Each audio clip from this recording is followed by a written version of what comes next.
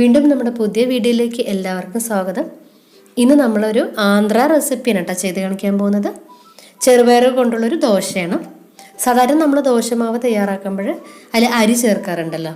പക്ഷേ ഈ ദോശയിൽ നമ്മൾ അരി തീരെ ചേർക്കണില്ല. അതിൻ്റെ പകരം ഉഴുന്നും അതുപോലെ തന്നെ കുറച്ച് ഉലുവയും കൂടെ ചേർത്തിട്ടാണ് ഇത് തയ്യാറാക്കുന്നത്. വളരെ സോഫ്റ്റായിട്ട് തന്നെ നമുക്കിത് തയ്യാറാക്കാൻ പറ്റും. ചട്നിയുടെ കൂടെയും ചമ്മന്തി അതുപോലെ തന്നെ സോസിൻ്റെ കൂടെയൊക്കെ കഴിക്കാൻ പറ്റിയൊരു നല്ല ദോശയാണ്. അപ്പോൾ വീഡിയോ മുഴുവൻ കണ്ടു നോക്കിയിട്ട് ഇഷ്ടപ്പെടുകയാണെങ്കിൽ ലൈക്ക് ചെയ്യാനും ഷെയർ ചെയ്യാനും അതുപോലെ തന്നെ നമ്മുടെ ചാനൽ ഇതുവരെ സബ്സ്ക്രൈബ് ചെയ്യാത്തവർ ഒന്ന് സബ്സ്ക്രൈബ് ചെയ്ത് സപ്പോർട്ട് ചെയ്യണേ. അതുപോലെ തന്നെ നമ്മുടെ ഫേസ്ബുക്ക് പേജും ഒന്ന് ഫോളോ ചെയ്യാനും കൂടി വിട്ടുപോകരുത് കേട്ടോ. അപ്പോൾ നമുക്ക് വീഡിയോയിലേക്ക് കടന്നാലോ.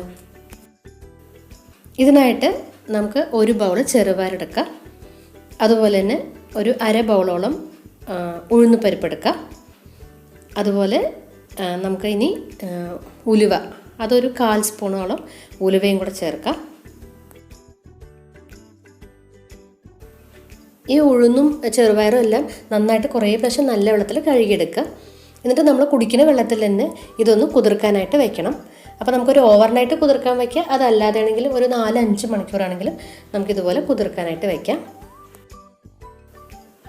നമ്മുടെ ഈ ചെറുപയറും ഉഴുന്നൊക്കെ നന്നായിട്ട് കുതിർന്ന് വന്നിട്ടുണ്ട് കേട്ടോ. ഇതുപോലെ ഒരു 5 മണിക്കൂറൊക്കെ ഞാൻ വെച്ചിട്ടുണ്ടായിരുന്നത്. അപ്പോൾ ഇതുപോലെ കുതിർന്ന് കിട്ടും. പിന്നീട് നമുക്കിതെല്ലാം കൂടെ അരച്ചെടുക്കാനുള്ളതാണ്. അപ്പോൾ മിക്സിയുടെ ജാറിൽ പച്ചമുളക് ചേർത്ത് കൊടുക്കാം. 2 പച്ചമുളകാണ് ഞാനിവിടെ എടുത്തത്. അതൊന്ന് കട്ട് ചെയ്തിട്ട് ചേർത്ത് കൊടുത്തു. മിക്സിയിൽ കട്ട് ചെയ്തിട്ട് ചേർക്കുമ്പോൾ അത് പെട്ടെന്നൊന്ന് അരിഞ്ഞ് കിട്ടുമല്ലോ. അതുപോലെ ഇത്രയും വലുപ്പത്തിലുള്ളൊരു ഇഞ്ചിയുടെ പീസ് അതൊന്ന് ചെറുതാക്കി മുറിച്ചിട്ട് ചേർത്ത് കൊടുക്കാം കേട്ടോ.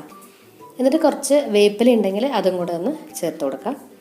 പിന്നീട് നമ്മൾ ചെറുപയറും ഉഴുന്നിൻ്റെ മിക്സ് ഉണ്ടല്ലോ, ഉലുവയൊക്കെ വെള്ളത്തിൽ കുതിർക്കാൻ വെച്ചത്, അത് ചേർത്ത് കൊടുക്കാം കേട്ടോ.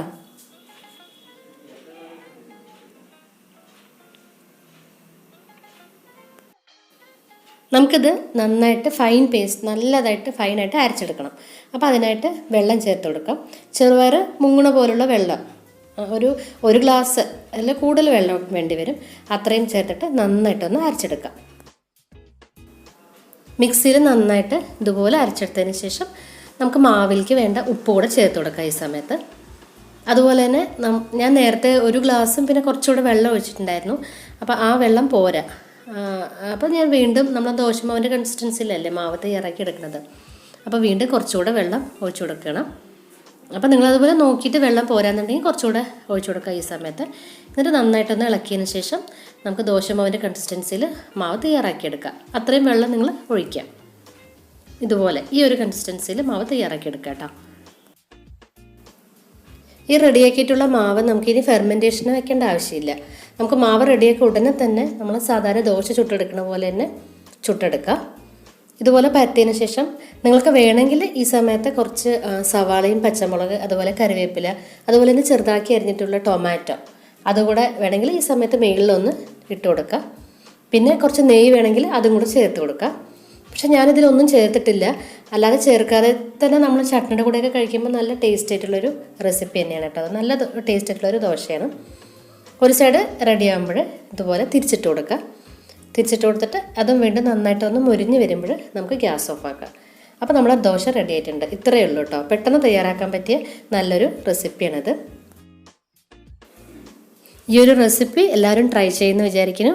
ട്രൈ ചെയ്യുമ്പോൾ കമൻറ്റ് അറിയിക്കാനും കൂടി വിട്ടുപോകരുത് കേട്ടോ. അപ്പോൾ നമുക്ക് നല്ല നല്ല വീഡിയോസായിട്ട് ഉടനെ കാണാം. Thanks for watching. ബൈ.